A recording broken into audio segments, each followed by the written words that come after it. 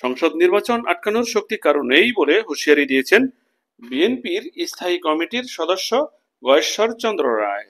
তিনি বলেন, নির্বাচন করতে হবে।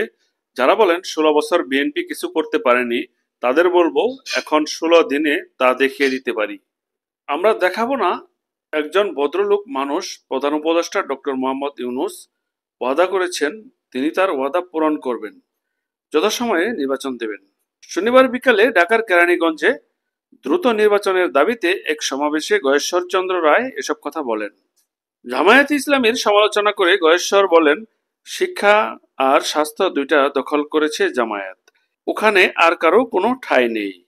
মাঝে মধ্যে অনেকে বলেন ভারতের দালাল টালাল, এরাই কিন্তু আওয়ামী লীগের জঘন্য লোকদের তাদের দলের সদস্য বানাচ্ছে। এখন জামায়াত কি জিনিস একটু চিনে রাখেন।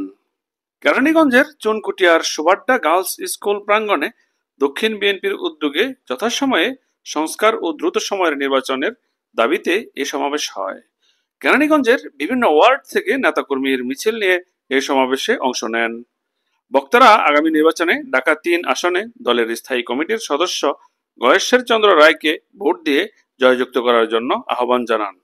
বিএনপির যুগ্ম মহাসচিব হাবিব উন নবী খান সোহেল বলেন, প্রধান উপদেষ্টার দিকে সুষ্ঠু নির্বাচনের জন্য তাকিয়ে আছি, এদেশের জনগণ অপেক্ষায় আছে। বিএনপির সাংগঠনিক সম্পাদক শামা ওয়ায়েদ বলেন, লন্ডনে বাংলাদেশের জনপ্রিয় দলের নেতা তারেক রহমান ও প্রধান উপদেষ্টা ডক্টর মোহাম্মদ ইউনূসের মধ্যে 1-to-1 1.5 ঘন্টা বৈঠক হয়েছে। বাংলাদেশের সবচেয়ে জনপ্রিয় দলের নেতার সঙ্গে বৈঠক করবেন, এটাই স্বাভাবিক।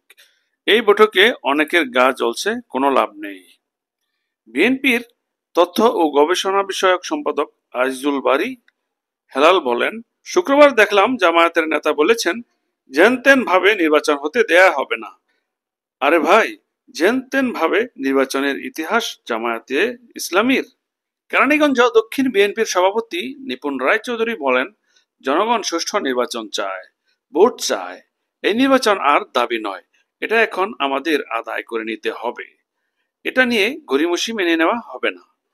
কেরানীগঞ্জ দক্ষিণের সাধারণ সম্পাদক মোজাদ্দেদ আলী বাবুর সঞ্চালনায় সমাবেশে কেরানীগঞ্জ বিএনপি ও অঙ্গ সংগঠনের নেতারা বক্তব্য দেন।